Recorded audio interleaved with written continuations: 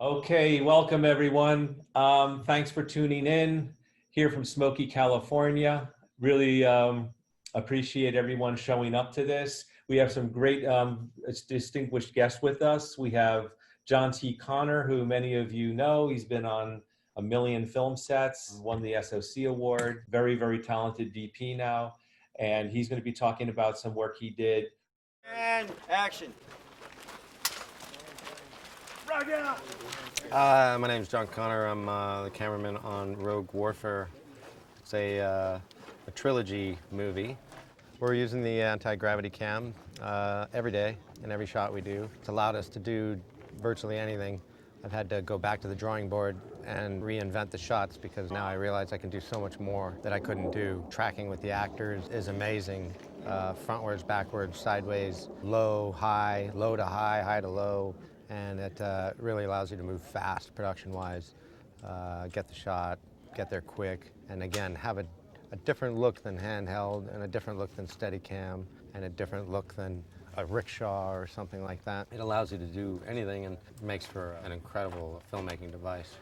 We have Jason Robbins, who does a lot of A-list movies, and he's going to talk about the applications. Because I originally designed this thinking it was just going to go to the small independent filmmakers, but he's been on a lot of big movie sets with it. And he can talk about how that's been used.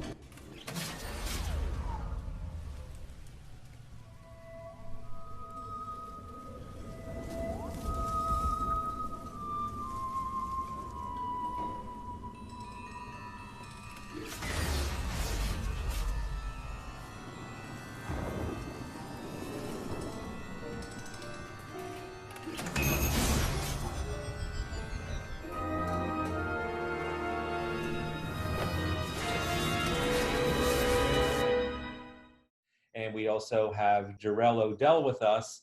And Jorel is there he is. He's a very talented DP. He does a lot of commercials, a lot of independent films. And he's really mastered the single camera operation of this. And he has defined some amazing uses of the anti-gravity cam. What was behind me creating this was I saw an opportunity, especially when the gimbal came out, to be able to move cameras in ways that we haven't moved them before. And if a lot of you are familiar with the 3-axis gimbal, a lot of the issue with them is you can always see the footsteps in the shot. And they're also very, very heavy to carry. So what the anti-gravity cam solves is two major problems. Besides taking the weight of it, it completely isolates the footsteps. And the reason that's important is because we want to compare it. We want to be able to use this in place of shots like, that you would normally do with a Steadicam or with even a dolly, a techno crane, different platforms. And that was the whole idea, was to be able to get these shots, to be able to go to remote locations. And that's the goal behind it. And that's how these men have used it.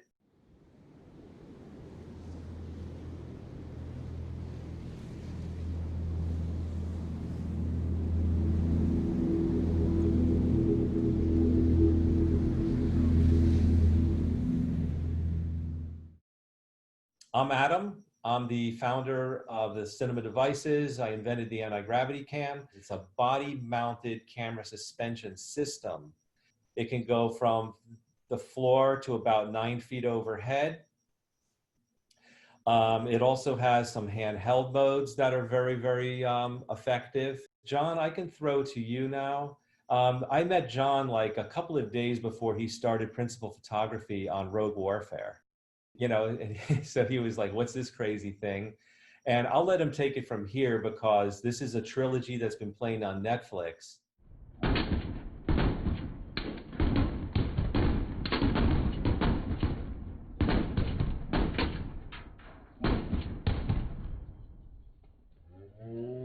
Great, thanks, Adam.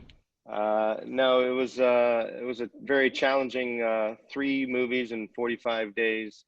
I was faced with war movies, with a stunt coordinator being the director. So I knew that it was going to be, heavily influenced by, his nature.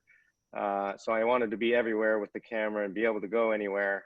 I had brought up to my key grip at the time, Gabe Camacho, you know, of how we were going to pull this off. And he did a little Steadicam, but wasn't, you know, quite up to speed with Steadicam at that point. And I wanted to do the, you know, the bad characters in the movie. I wanted to do handheld, and then the, you know, the good characters, or the U.S. military in this movie. You know, I wanted to do really smooth and calculated moves, and so I wanted to have a different idea, you know, for everything related to the actors, to the characters.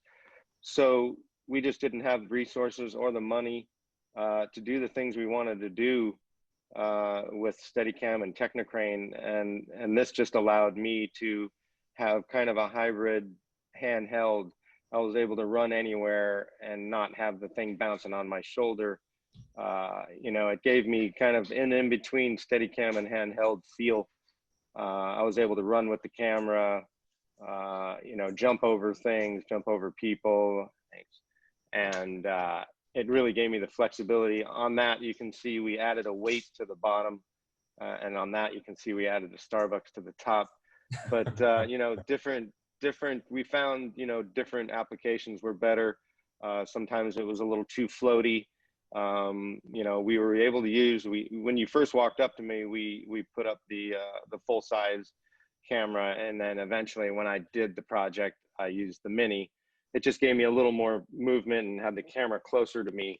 I just found that the camera was further away, having the bigger camera, but it worked either way. And I would do handheld pretty much all day. So it allowed me to also have the stamina to do these moves. And again, when I did the smooth operating stuff, I operated from the wheels, and Gabe took the Movi or Ronin on the rig. And that was incredible because, again, we were able to go from a foot off the ground and 9 feet in the air, up on a mountaintop, you know. Yeah, I can show that footage. Yeah, let me see. We just dreamed up shots slowly. Once we knew what we could do with this, it was a game changer. And also the time and efficiency were just something that it would take huge amounts of planning and grip and coordinated efforts to get cranes and such in places, whereas we just walked in and rehearsed it and did it. So yeah, completely production friendly on that sense. We had a good technician with us. You know, Gabe knew the rig really well. You know, there were certain times where we were walking through caves and we needed the arms lower, and he was able to lower the arms and you know, still have the flexibility. Obviously, you compromise a little bit once you do that, but you know, it was still able to do it in a much better fashion than handheld on the shoulder. Anything that I would have done running handheld would have just been all over the place. You know, I like to, you know, regard, you know, Saving Private Ryan a little bit, or Blair Witch Project, but I wanted the handheld to not be so crazy that the actors, you know, heads were bouncing all over the frame. So this allowed me to do amazing stuff. Yeah, and I wish we had the actual footage of this, but this actual is the third in the trilogy, and this one hasn't come out yet, so we weren't allowed to show the actual footage. But you would never know that that was handheld. I mean, if you ran around handheld, that just wouldn't have been the same shot. Again, I wish we had the footage, because it would, you know, you would have thought that it was on a dolly track, and also would have taken the time to set up a dolly track and everything. And I literally just ran around a couple times. I did get shot in the face a couple times by the guns of the guys, not expecting me to be around as quick as I was. So, but I was fully covered for that. But yeah, it just allowed us to do these incredible shots, you know, that I can't even imagine how I would have done any other way. Obviously, you could have done that Steadicam, but I still wanted a rough feel of handheld, and yet something in between, which was, you know, workable. But yeah, just the speed and the precise shots I was able to do. We had a rig on there where anytime I went up to, and I think it was one of the prototypes of the monitor could actually angles, so it would go, you know, flip up to when I was down, and I would adjust it with my finger as I went down. And then if I went all the way up, you know, I could adjust the monitor, because that was obviously the biggest situation, is having your monitor always in good view. Yeah. And if you have the one where I walk backwards into the room, I was able to just all the way in one shot. They don't do it in one shot, of course, they cut it up nicely in editorial, but it was all one shot through the entire scene, and all the way down to the floor and back up. And it's just backing through doors. And another thing you couldn't have done very well handheld, you know, it just I would have been slamming into doors, and I was able to run back full speed through Yeah, the I hallway have and that the 2 shot. rooms. You know, this is, I have one, this is a great one. I can put this queued up right now. And this is the one where you were on the hill. All right. Here we That go. would have been a great Technicrane shot, but we just didn't have the. So this is the behind the scenes first, and then we're going to show the actual shot.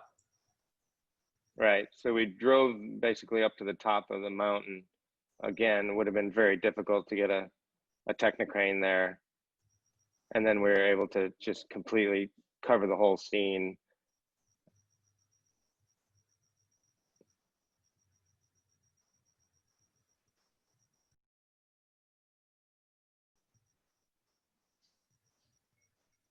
Obviously, it works really well when you have a team of guys working with the system. That obviously takes a little bit of figuring out. But once we had our kind of everything in a row, we really were very effective. And then change ups or switches in the action were easily, you know, we didn't have to move a crane base or anything. We just spun around or whatever and just were able to effectively make a change. Yeah, here's the actual clip from the film.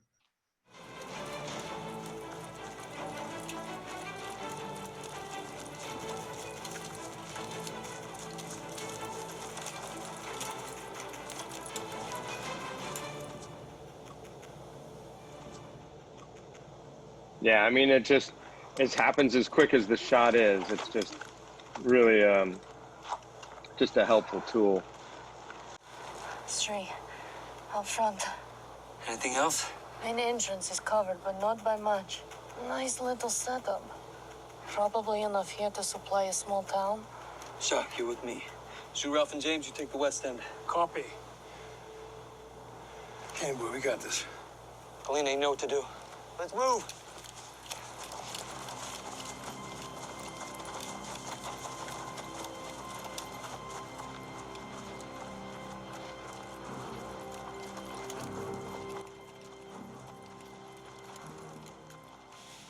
Okay, people, let's get the feet up. Yeah, we pretty much covered the entire scene with the rig. It just worked out. You know, again, it would have taken so much time to have set each thing up. You know, here we do a push in straight in on her. You know, that would have been a huge either dolly track or, you know, putting the base and shooting, you know, crossways. Yeah. Yes. It was just the time we were able to set things up.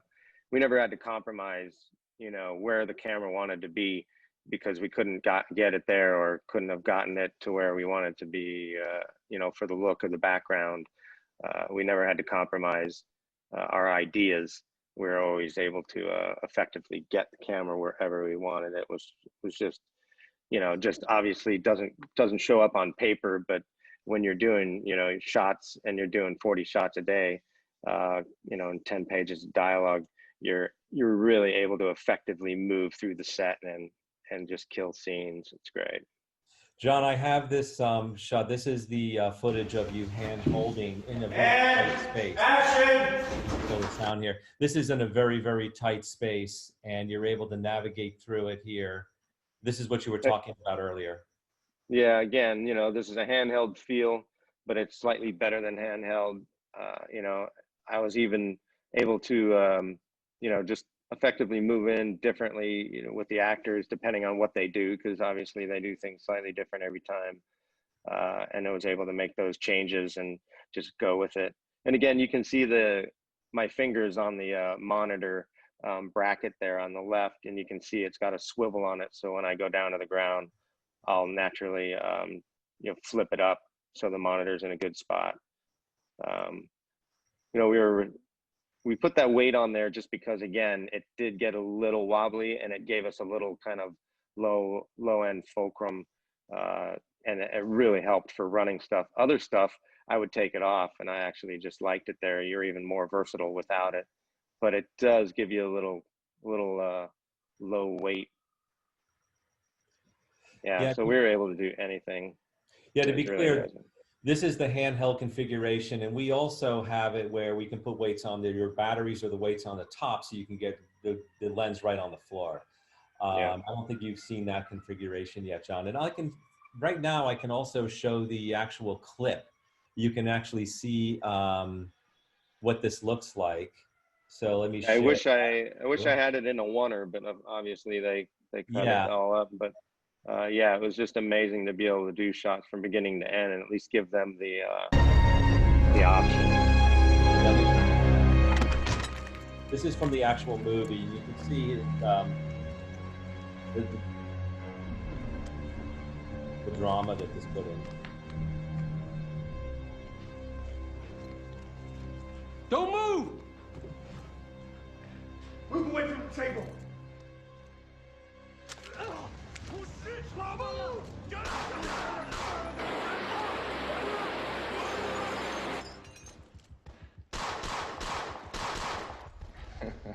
You're all dead. All right. We're all dead. Good times. Yeah. Yeah, it was good times, man. It was just an amazing piece of equipment that, again, now as I go in, and one of the questions you have on the list is, do I plan it ahead now? And it's just, yeah, now I can plan shots that I could never have effectively pulled off before. It's sky's the limit on what you can do.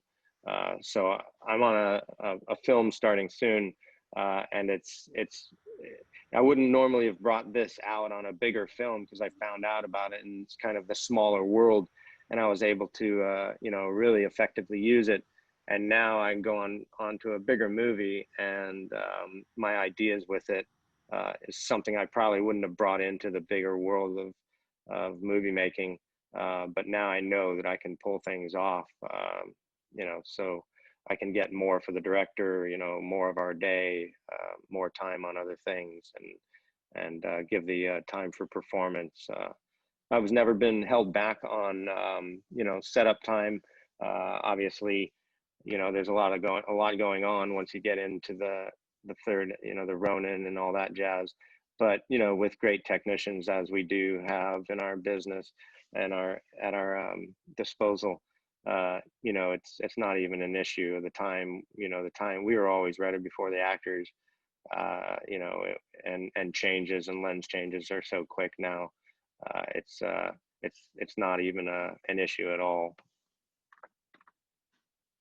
I think the other guys would agree too. I think Jason and Jorel, I mean, they've definitely worked through all the little situations, and now can effectively, you know, with confidence, you know, suggest shots with this that are just you're blown away at how it was done. And it's almost better to watch the actual shot in the movie and go, how did they do that? And then it's amazing because you would never realize that's what's going on for the shots. It's pretty amazing. What's the experience like, and any of you can chime in on this, when you're bringing this to a director or another DP if you're an operator? Do you find that the industry is a bit risk adverse, or I know you've all had varied experiences with that?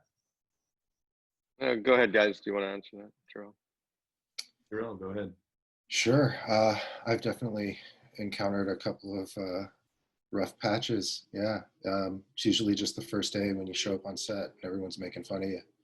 And then the first shot gets up and you hear the director screaming from Video Village, like, "We're killing A-Cam. That's the camera for the rest of the commercial." You know, like it's really interesting. And to have that like polarity and a complete 180 where like you're being made fun of as soon as you show up on set. And then at the end of the day, when you wrap, you know, the commercial that took like 5.5 hours to shoot instead of 16, you have the entire grip company coming up to you and giving you hugs and going, I get to pick up my kid today.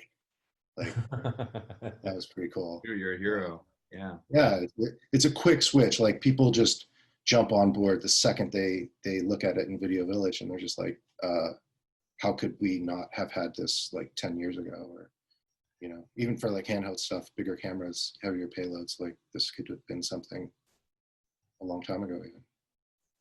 Yeah, I mean, I originally designed this thinking it was going to be the small independent films only that would really benefit from this, and it turns out it's found its way on some pretty big film sets, including A Star Is Born. Jason was on Venom. You're right. You were on Venom. You were on Birds of Prey. Quite a few other. What was the other? Oh, you just did Space Jam 2. Yeah. I'm going to put your little still montage up here, Jason. Okay, sure. So maybe if you want to just talk about some of the situations. Yeah, so if you want to pause it. Yeah. This is the first day of pre-visualization on Space Jam 2. They were wanting to do everything in oneers and all the different court sequences where they were playing basketball in the movie, which is probably 80% of the film. And it's all virtual world. In reality, we shot everything is on like a basketball court behind a green screen. So there was definitely more room for forgiveness in some aspects of things, but Bradford Young wanted a nice wide angle lens, scraping the ground, tracking around, and then also having the ability to go boom up over, you know, a 6 foot whatever basketball player. So when we first met, he hadn't used a gimbal before or heard of the anti-gravity, but a friend of mine, John Woodward, we had done a couple commercials together, and he saw the potential for it and was like, Bradford, this is the thing. You got to just check it out. You know, whatever, just come audition it for the day. And when I started talking to Bradford was telling me about these skate videos that he liked. And these guys that would kind of hang low, you know, wide angle lens, old school skateboard, you know, cinematography. And I was like, yeah, this is kind of that plus a whole other world. So check it out. So, you know, 5 minutes later, we designed a shot, executed it. And it was, it was a no-brainer at that point to push forward, design everything around that. So we did like 2 weeks of previs. And it was a lot of these oneers and longer takes that they wanted to bridge the game playing sequences together. So that first image was at a high school basketball court where we prevised everything, and then the image after that was at Warner Brothers on the stage where we had the court that was in, you know, we were in for like almost 2 months. So, and then things did change on that film. There was there's LeBron. On good terms, Bradford did end up leaving that. And we all have a lot of respect for Bradford and his decision to do that. And Sal Titino did end up coming in. So Sal had to adopt or chose to adopt the same ideologies that we had laid down before that. So it was a 2-in-1 kind of selling the religion, you know, from the ground up. So it was a very interesting, you know, difficult, but overall really positive experience. So I love in this shot on the screen how you were able to just get into a really tight spot with the camera. Yeah, so that's kind of Maddie's secret weapon. You know, when we have a little like tiny little space, this set for some reason, you know, they weren't wild walls or, you know, anything. So I like kind of crawled underneath this little, it's like a kind of like a little tower. And they're like, yeah, we'd like another crane, and, you know, we'd like another techno crane in there or a dolly at some level, but this was perfectly suitable for me to like weasel my way in there.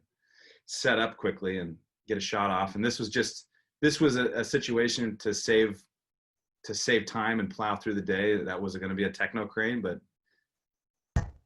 we wanted to divide and conquer. And then this is a concert sequence for Bill and Ted, Face the Music.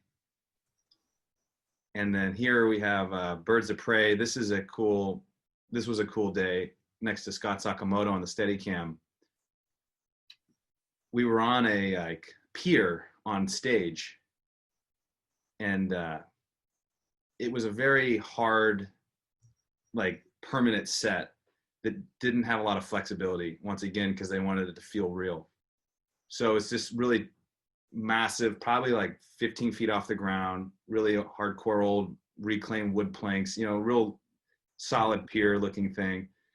And we wanted to the shot was either lay 100 feet of dolly track with the techno crane on it, or jump right in and put the anti-gravity to work. So that's what we did, and it worked out great. And it was a seamless, Scott's ready with a Steadicam and, in 5 minutes or less, and so are we. So it was, instead of having to wait, everyone go to Crafty for, an hour and a half, or, maybe not that long, but we dove right in and just blazed through the day. So it was great. Wow. That's, Jason, can I ask you a question? Yes. Sure. On Space Jam, do you say that you were shooting continuously from take to take? So were they hookups? Did you have to seamlessly, or do wipe cuts and stuff like that? You were hiding the cut? Is that what? Yeah. So there was a lot of forgiveness in that sense. There were shots that we designed that way, but it was also every character on the set, besides LeBron or characters I can't disclose that were going to be showcased as themselves in the movie, they were mocap stunt doubles. So they were, the same way they shoot any of the Marvel films with the big mocap characters. They wear big suits. So there's a lot of forgiveness in that world. You know what I mean? Which is nice, but at the same time, we were aiming high. So yeah, we definitely made some seams that we could blend, continuous shots through, and absolutely, yeah. Cool. I have some footage of the other one you did with Shane Hurlbut. If you want to talk about that one, this is the Safety, right? Yeah. So Safety was right at the end of last year in Atlanta and South Carolina. Football movie. Yeah, so it's a football film, college football film. And these clips in particular are an 8-minute window at a halftime show of a real game at Clemson University, where we had right under 8 minutes to shoot about 12 pretty long little scenes. So there was no room for error, and we had rehearsed for about a week. We had 3 Steadicams and then 2 gimbals. Over the course of that 8 minutes, I think I used that Ronin and the anti-gravity rig in 8 different setups, going from dual operator, majestic,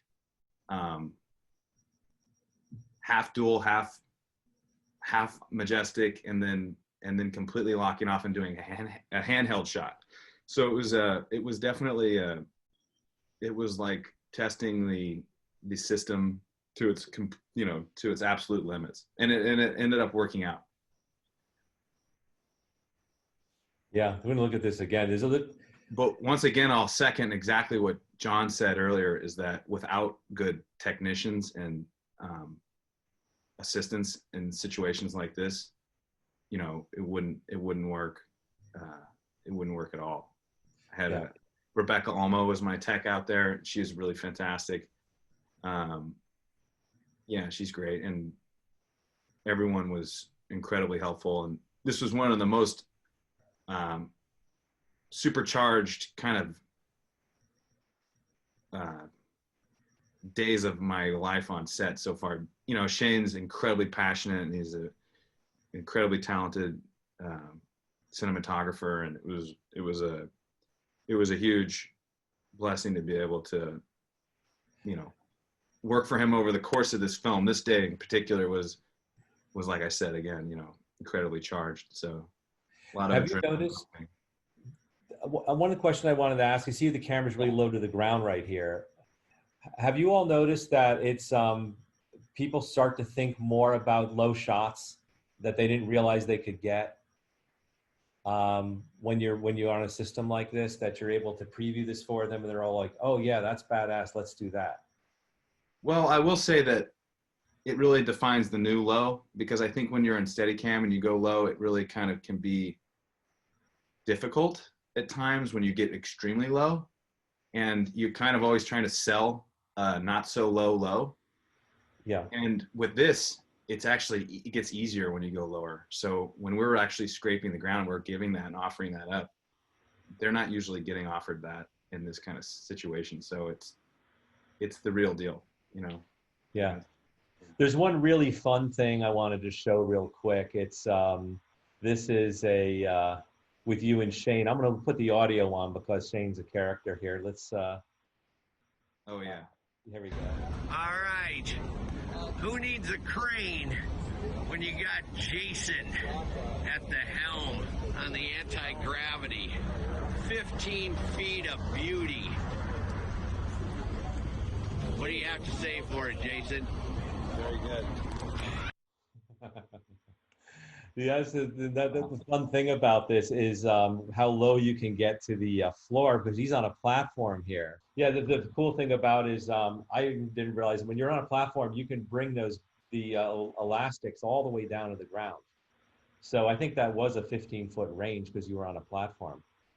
Yeah, give or take, it was yeah, an incredible range. You definitely can push those bands to even more extreme limits than that.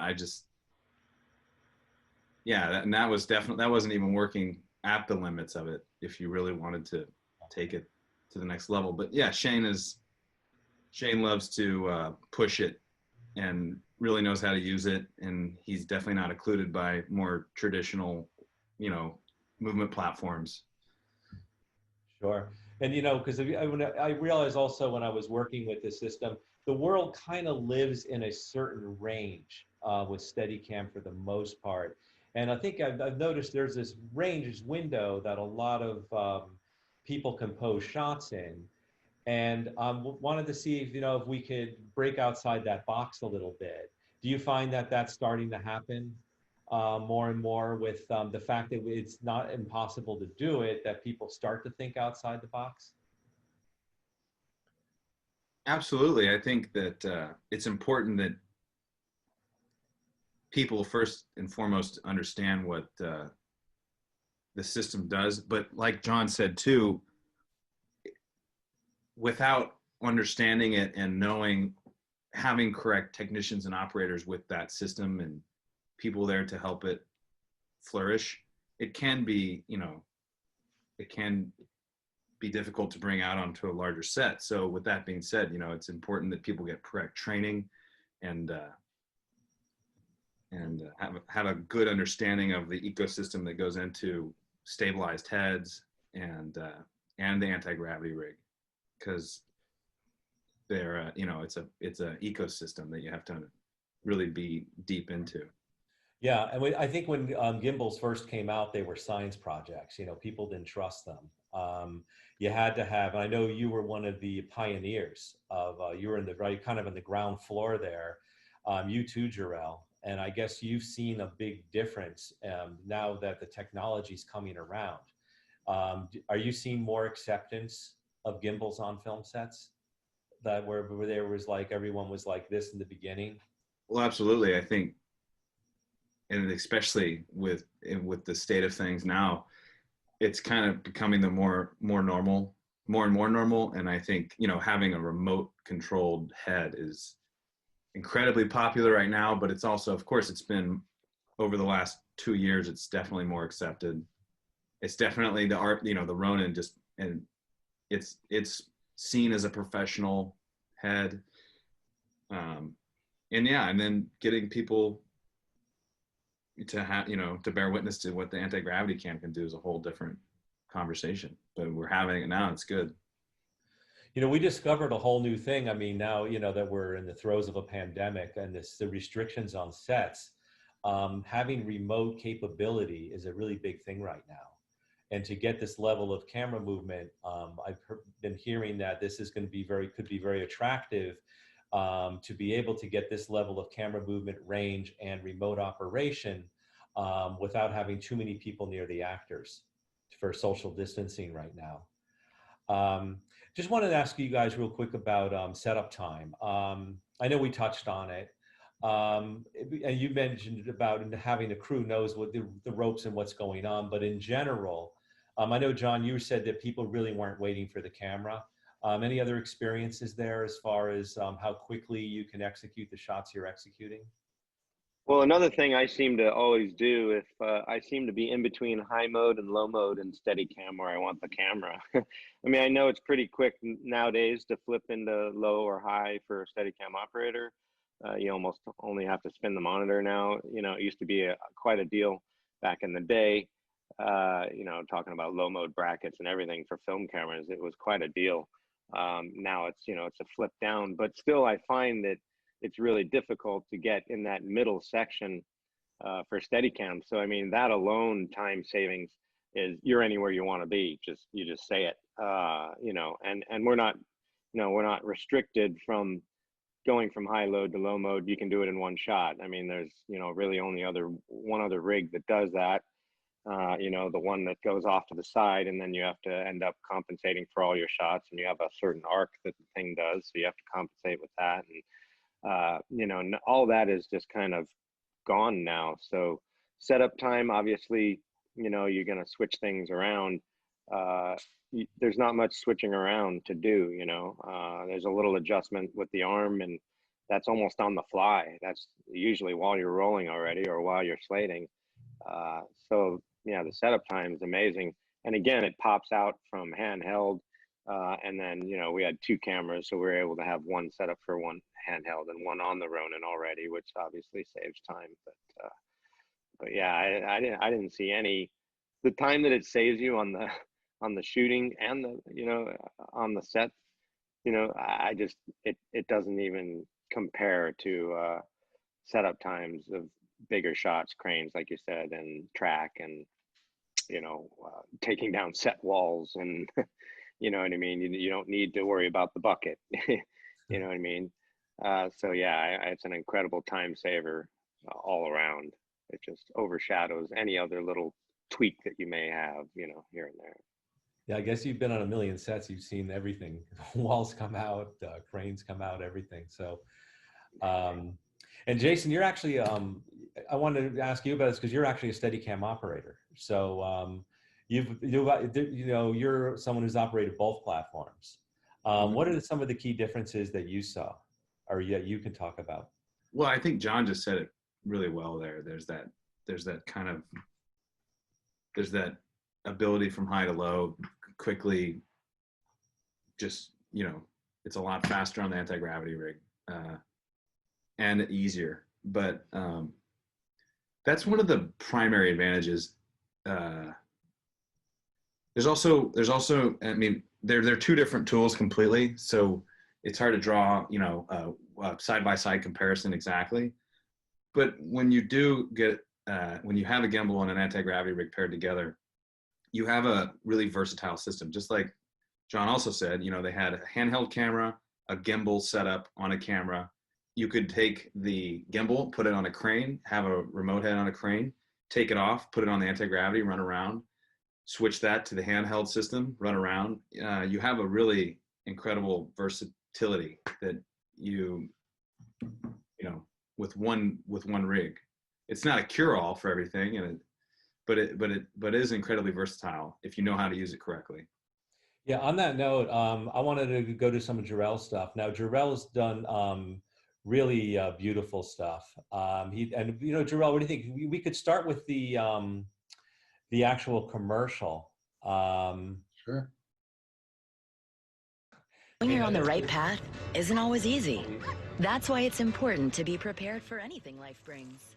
At Fidelity, we'll help you build a clear plan for retirement, one that covers healthcare costs, taxes, and any other uncertainties, while still giving you the flexibility to make changes to your plan as often as you need. Because when you're with Fidelity, a partner who makes sure every step is clear, there's nothing to stop you from moving forward. Now that was a job where you, they actually brought you in because they wanted to be that low, right? They wanted to scrape the floor like that? Yeah, it was all previs, and they just didn't quite have the solution for it. You know, they were thinking about trying to splice together cuts and, you know, hide the cut and use dollies and all kinds of like ramps, and they just couldn't make it work. What number is? These are instances where I'm on dual op, so the DP, Ben Kitchens, was on the wheels. Yeah, I'm gonna go ahead and play. You can talk over this. I'll just play it. This is another one where the camera is really just scraping the floor. The frog is real. Everything's real. They're not trying to hide the cut here. This isn't a oneer. You know, they make the cuts purposefully. As well as all the things you want to do. Because when you have a retirement partner who gives you clarity at every step, there's nothing to stop you from moving forward.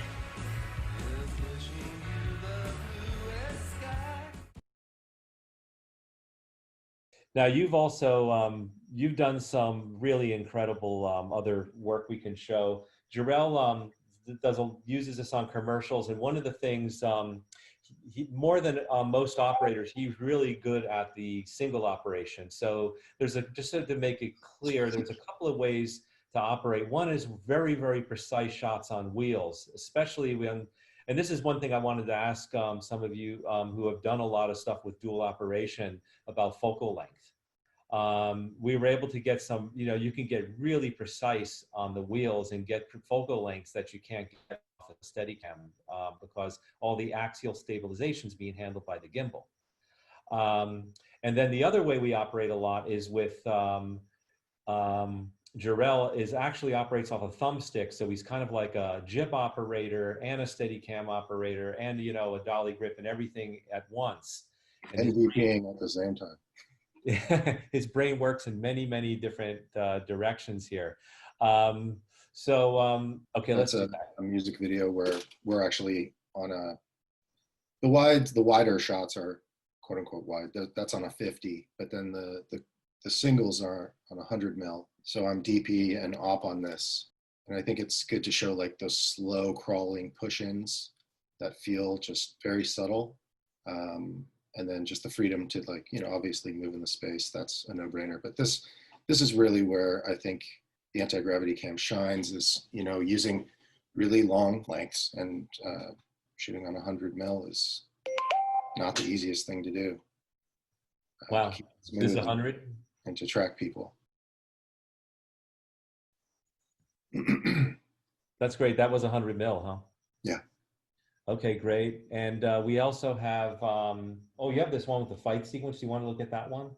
Yeah, I mean, this is a great example of like super low budget, probably like, I don't know, $5,000 budget music video. We shot like a fight sequence with 40 setups in an hour, starting here on the stairs and all the way through to the end was shot in 1 hour.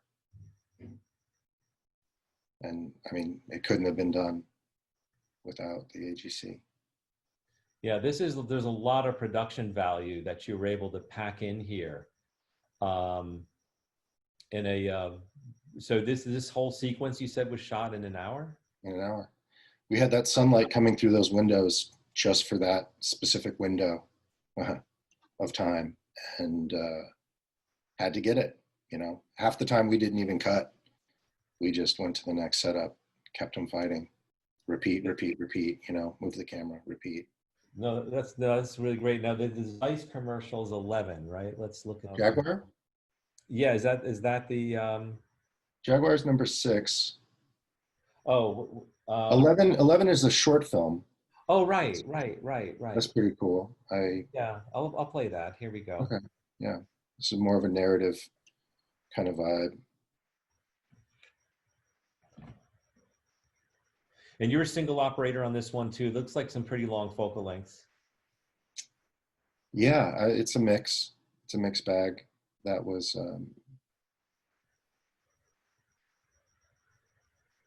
I believe that was like a 32, actually, a little bit closer. But, you know, just being able to, again, help define a scene and get coverage, you know, establish a space and get through it. This was really, really challenging time-wise. We had just this one day to shoot about 9 pages in this location. And a lot of it was daylight contingent. This was actually on the same day. We had to shoot this in the morning and then get over to that house. You know, I just realized that maybe I'm going to check something. And then the car commercial, which one was that one? Number 6. That's a Jaguar commercial. This is like a compilation of just the footage from the anti-gravity just cut out of 6 different Jaguar commercials. And this just sort of like shows you as a second cam, like how much connective tissue it can give you on a multi-camera shoot, where you can just, you know, feel that kind of gentle cinematic quality. You know, where every frame kind of just breathes a little bit, moves a little bit, sometimes, you know, pulling out. That's actually quite technical. There was a really interesting shot there that no one would notice, but I'll have you go back to it. Sure. Okay, right there. So you see her, and they kind of cross, so pause it. In the wide, where she's coming towards the camera, you can kind of see to her right, maybe just a touch, there's a fence there. Yeah. Then you go to the profile shot, and I'm on the other side of that fence, right? The camera is. Do you see it right there? I'm on the inside of the fence with her, my physical body, and I've armed out and over the side of the fence, because on the other side of that fence is a 20-foot cliff. There's no getting a camera from that angle.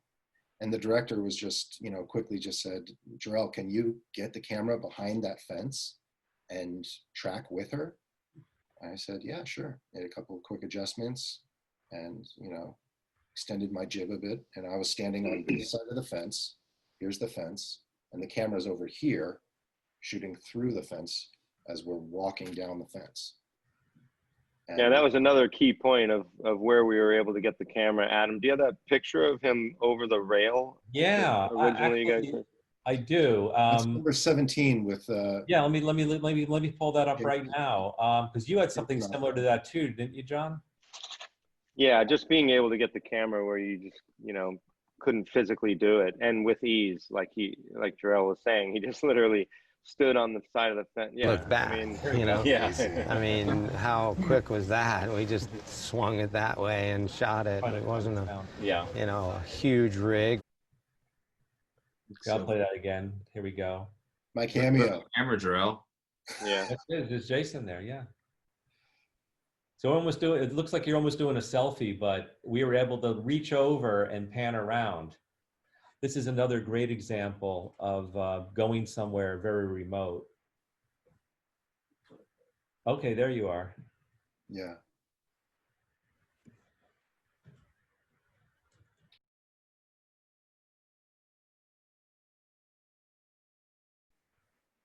Looks good. But it's also, it's not just the remote area that you're getting to, but it's also a beautiful tracking crane shot, you know, which would just take a huge amount of money for one thing, and planning to get there. It's really an impossible location. Yeah. To get a camera in that spot. I mean, you could get a camera and sticks over there, but you could never get a, you know, a move or a rise. And then not just that, you know, your director decides he wants to crane left instead of right, and you're able to do that. Yeah. Let's see if is this any. I don't know if it's any steadier. This is a beautiful smooth shot, so it's a shame it's stroby on the webinar, but we can also post this on our YouTube channel so you can see how smooth these shots are. And I ramped it too to try and save time. It's slow motion at first, and then I ramped it up to the actual 24 frames. Mm-hmm. Just and really the beauty too is like landing that in just solid with that foreground element, those plants. Those that shrubbery is like touching the matte box. And in a lot of situations I feel like we just don't have to fear the foreground anymore. That's Is that single operator, Jorel? Yes, sir. Yeah. Yeah. It's good. Yeah. It's all another thing, the thumbstick. Another thing, I don't think that you're, marketing this as a Steadicam killer. I don't think anyone should take that away from this. It's not at all. It's another tool in your bag of tricks. Obviously, walk and talks. I personally think Steadicam still better, unless you get on a rickshaw or something with this, because there's still a little bit of, anti-gravity takes almost everything out, but there still is just a little bit of Steadicam, still does have the walk and talk better. But you say I want to go to right in camera the pelvis area, and then all of a sudden your walk and talk is or low mode, and people hate walking in low mode and or extreme low mode with a long post, and all of a sudden it's compromised. So but again, Steadicam's still a great tool, especially now that they got the leveling unit on there for Steadicam. But I've noticed over the years, now, it's been about 2.5 years I've been operating, the performance has strengthened enormously. It's definitely not exponential. It is a slow burn. And I feel like, 2.5 years in, you start realizing, wow, some of these walk and talks are actually getting really stable. And I just think it's like micro muscles that your body is developing through this. You've done a lot of them, actually. You did quite a number of long lens walk backwards, and there's also a Don Juan. There's whole TV shows I've done where 45-minute walk and talk, where they wanted the camera, below their waist, shooting up at them, and I'm basically in a Don Juan in majestic mode, right on the ring, pushing the camera down and angling it up. And so I'm walking forward, looking forward, but my monitor's here and it's shooting behind me low and up for 45 straight minutes while they talk and walk through. This is like a reality TV show in Idaho. They flew me out to, and people are just like, how does this, and you can keep going. Like, yeah. Then like the next day I was on ice skates in an ice skating rink doing the same thing. It seems like, I think in a perfect world that, like what John was saying, that the walk and talk, the traditional kind of like frontal profile pulling, that can be better on a Steadicam and your traditional focal lengths and that eye line vertical space. And having, if you, in a perfect world, you could have the anti-gravity off to the side, getting the profile and getting that high to low on a really tight lens. So you can really hose something down, I think together they're like unstoppable in a way, but Since you've been on those sets with both of them, Jason, because one of the things I'm selling Steadicam ops, we're selling to more and more Steadicam ops now. And in the very beginning, anything new, they're immediately threatened. And now I'm like, they're seeing it as another paintbrush. They're seeing it as another tool in their kit. And they're sort of a Swiss Army knife on the set now.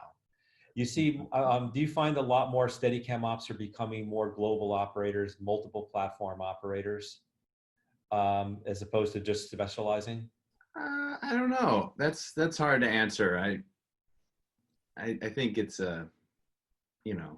people do what they think works best for them. Yeah, because we are getting more and more Steadicam ops interested now, and they're doing both. They're offering directors. No, absolutely. Well, I think if you want to, it's probably a smart thing to do. Yeah. Yeah. I've definitely had conversations with many people from every position in our industry that are, excited about it, including other camera operators and Steadicam operators, where they're interested in trying it on. feeling it. And I don't think it should ever threaten a Steadicam. You know, I think a lot of people have said it, like, you want both on the truck. No, I have something else I was going to show you. This is you were able to get some diverse angles here, Jorel. This is the Vital. Yeah, this is. Yeah.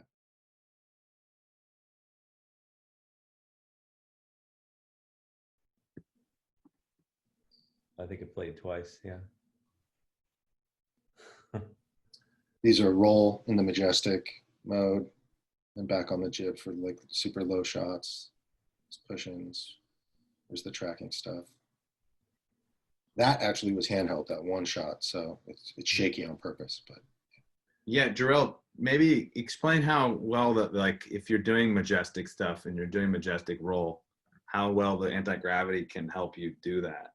Yeah, I mean, so you great. probably done it a bunch, yeah.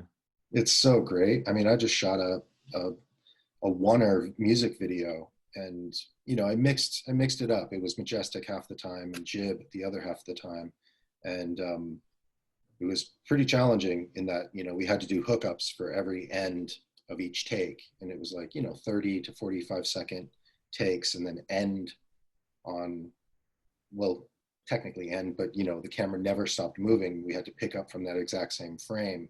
Mm-hmm. And you know, shooting in 6K on the Komodo to reframe for 4K, giving a little bit of room for reframing and whatnot. But yeah, Fujinon 19 to 90, you know, 7.5, 8 pound lens on the Ronin. It's a build that's, you know, pretty weighty when you're going through the day, and to have the anti-gravity cam in majestic mode and be able to like go into roll situations and just keep the camera exactly centered, like, or I should say, like at the same elevation. You're not fighting with the weight, and it's not like coming up because now this arm is like holding, you know, 40 pounds of weight as you're rolling. It's just, you feel like you're driving a bus, you know, you're just right. Like, the band seems so much more intelligent. Yes, very much so. Yeah. So we have a few questions. Maybe we can answer. Say, it looks like Andre Torres has said, do you frequently adjust the length of the extension handles or mostly leave them fully extended? Do you have to adjust back to tension to counterweight? You know, anytime you extend your handles, you are going to, on the booms, you're going to have to adjust the tension a little bit. But Jorel, do you want to, or does anybody want to answer that about adjusting the length of the extension handles? Or are you fully extending? I think that was for John. It was at 10, 11 a.m. But I mean, I'm sure any of us could talk about it. But yeah, certainly. You were talking about your footage, John. Yeah, I mean, I would have to leave that to you guys, because ultimately I stay in the operating a little more than the technical side of, but I do know, and it's obviously, you know, once you go out, obviously you do have to adjust tension. I do remember, you know, when I would say to do something, it would have to be adjusted, but you guys would know more about that. Yeah, just so you know, there's tension adjustments on the hips. Well, we're going to be doing a lot more training videos on how all that works, and everything on the rig is telescopic, so you can get through tight doorway spaces. So I think the most important thing to understand is you can adjust the length of every pole, not only on the rig itself and in front of you. So you saw some shots where John was really getting through those tight doorways. Jorel, I know you have experience like that. Yeah, backing through a lot, even through a bathroom stall.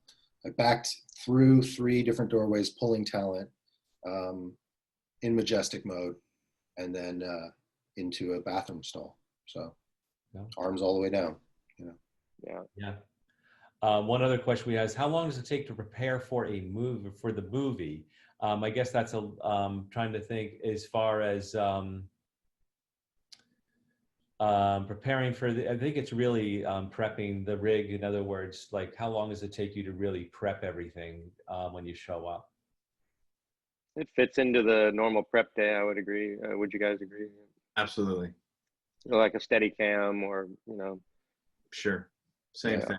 Same thing. Yeah, it's not like you're doing a big build. You need a prep day. I think from day to day, once you're, you know, up and running, like you can fall off the truck and be Yeah, shooting in we 15 left it built. minutes on day 6, you know. I would say if you're going out for a specialty setup and you haven't flown that camera before or something like that, it's probably smart to go and try to dry run. Yeah. Do a dry run before you get there and show up and look like an idiot. Yeah. Yeah, for sure. Yeah, the same rules would apply for any type of shoot. You want to be prepared. You want to be ready. Yeah, you got everything balanced right.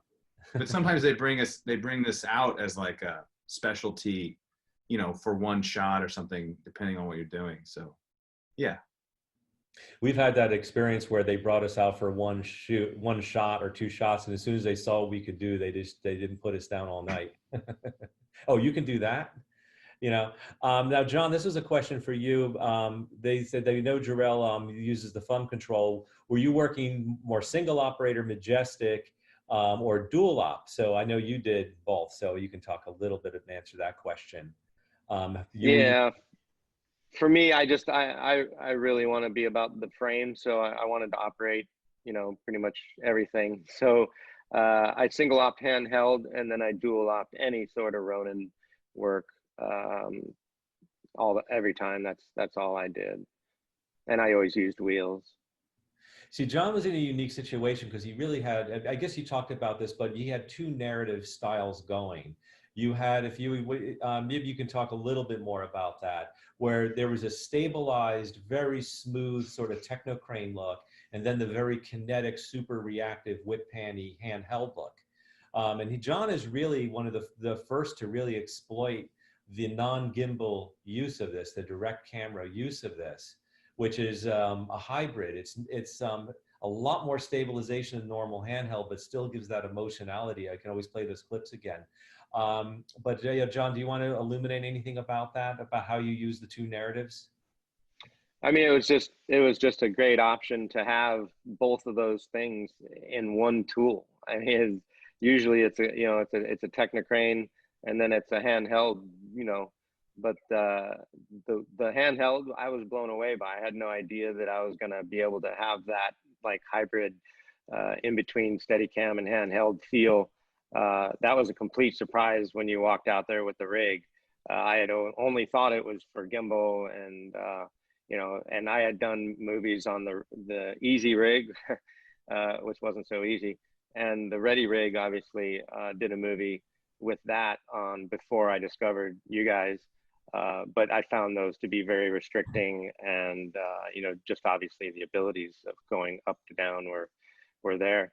But I mean, it just gave me a whole new way to do handheld. I mean, I don't know if you have that whip pan video. Yeah, do, actually. Let me see. I have there's a shot of you whip panning it. Let me just pull it and see if I can find it real quick.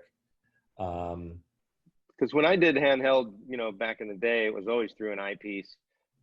You know, obviously I had to train myself to go to monitors at one point. We all did. And now I'm almost exclusively monitor. Like even, you know, Top Gun was almost all monitors. I didn't even have an eyepiece on the camera. But I always used to really love being in the eyepiece for handheld. But being in the monitor and having it out there, you're able to see so much going on. You're able to see, you know, an actor moving, and then you can go to it. And that was what that whip pan was about. I was able to see my, you know, environment completely around, and you know, I could preempt pans and tilts and action and make the timing better. Whereas you know, an eye through the eyepiece, you were kind of guessing. Even with one eye open, you were still only open to the side view of the left side of the camera. So yeah, it just gave me such versatility. Let me see if I can kill. I was trying to see if I could find that shot he's talking about. But yeah, no, well, I think I explained it. You know, pretty much you're able to, you know, just have the surroundings visible and run handheld. And then also, you know, a lot of the guys in the military stuff, they work off the ground or low, obviously, for their, you know, avoiding threats. So it's always able to be running full speed at that mid height, which you couldn't do handheld, or you're going to be running with the camera, you know, Michael Bay style, and it's going to be a lot of guesswork. But again, I was able to keep a great frame and a fairly smooth frame for handheld. That couldn't have done any other way. It's still enlarged for some reason, but it's actually enlarged in the right area if you just play still calling out at the hits, guys. Mine will be the now. And rehearsing. Oh. And we see if there's a way to action. do that. Bang, bang, bang, bang. You can keep it playing. Bang, bang, bang, bang, bang, bang, bang, bang, bang, Fire! bang, bang, bang.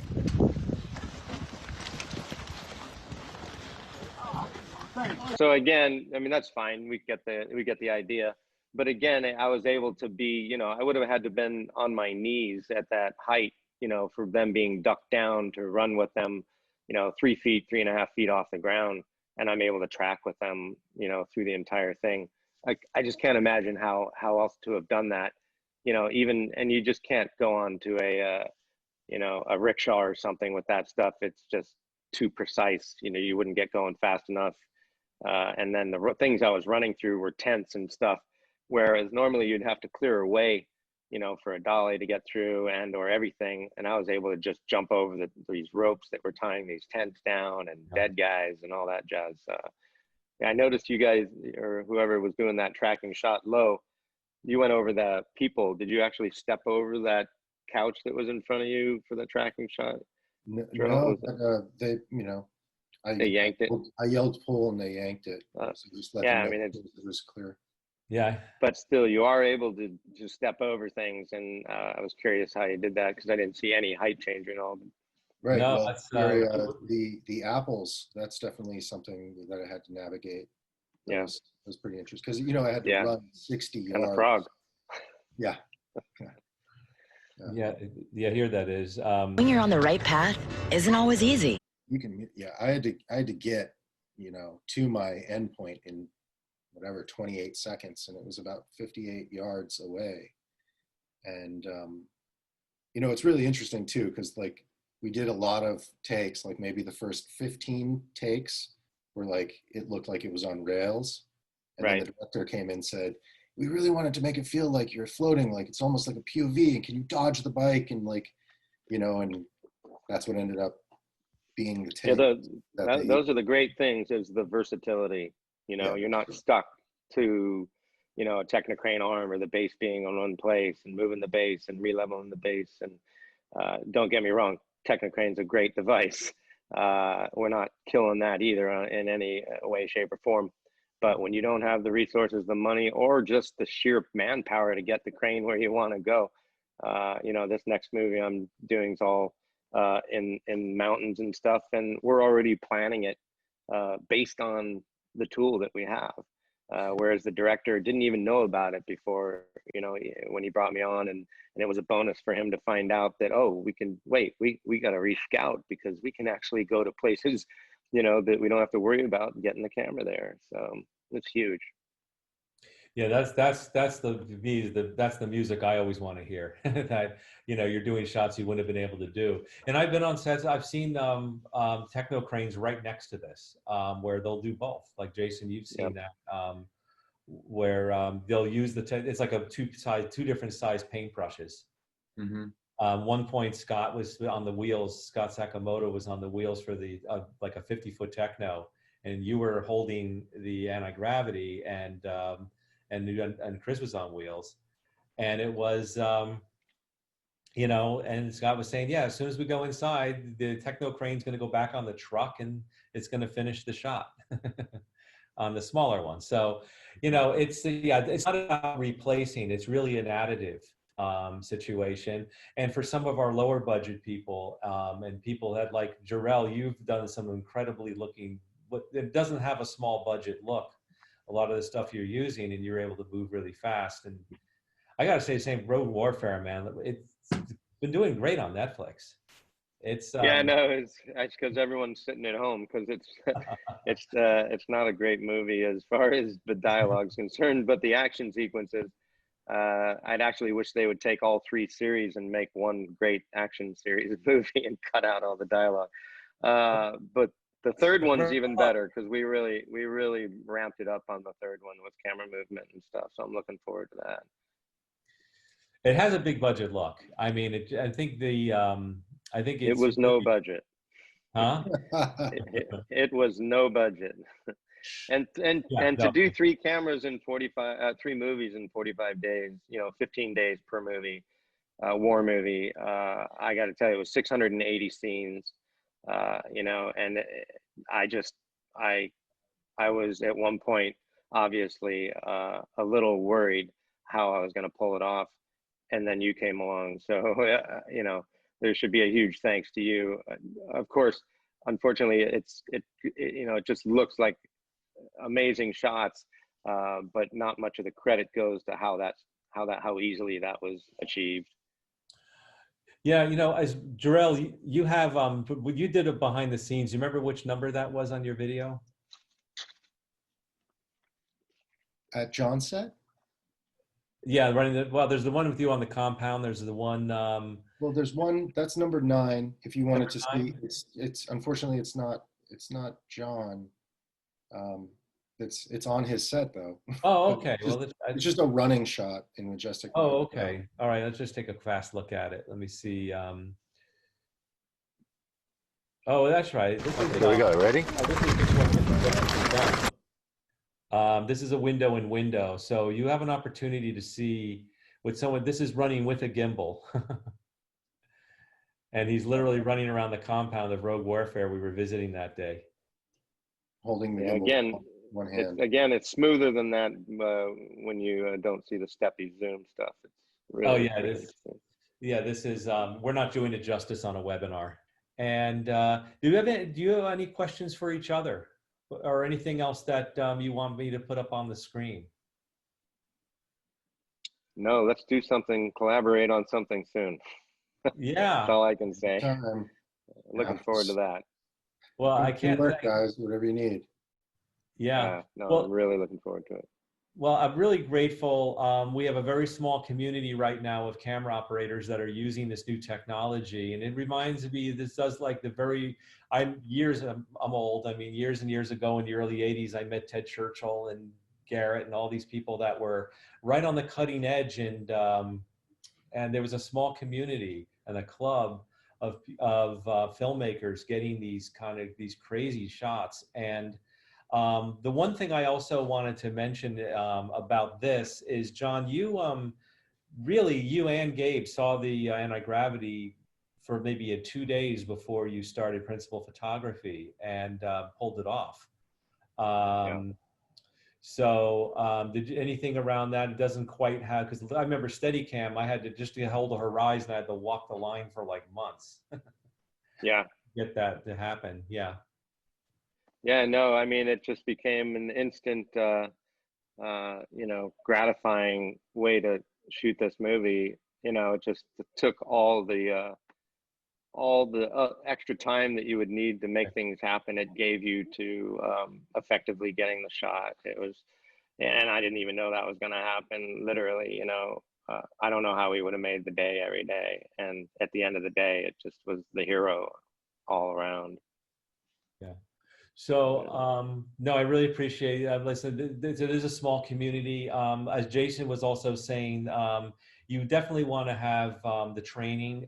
We're really about that. As a matter of fact, if you're lucky, we'll have Jorel and Jason out to do some trainings, especially when the pandemic settles down a bit, as they're real craftsmen.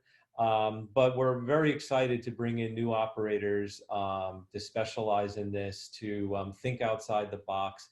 One of my taglines is, your technology shouldn't define the way you shoot. Your technology shouldn't limit the way you shoot, the box, but, have you think outside the box, not define it. That's what it was. I didn't write it down. It should have you think outside the box, not define it. And a lot of, so we're trying to get people to really think outside the box with how to do different types of shots. Amazing work you men have done, really, really amazing. We've had some female operators getting involved now too, which is great. So this is recorded. We're going to be posting this. We're going to clean up the videos. You can also contact us anytime with any information. And you have 3 extremely talented cinematographers here that are great resources also. These are on the ground, they're on the ground floor, so reach out to them and let's make the magic happen. So thank you very much, everyone, for being here. Thank you, Adam. Thank you. Yeah. Thanks, Yeah. Adam. Thanks, John. Thanks, Jorel. Thanks for making us look like heroes. Yeah. You are heroes. And everyone, be well and stay safe. Hopefully, we're all going to get through this soon, and we're going to be back opened up for business. Safety is the key. But let's go make some movies and make some magic. Thank you very much. Thanks, guys. Thanks, everybody. Thank you. Take care, guys. Take care. Good to see you guys. Yeah, good to see you too. Yeah.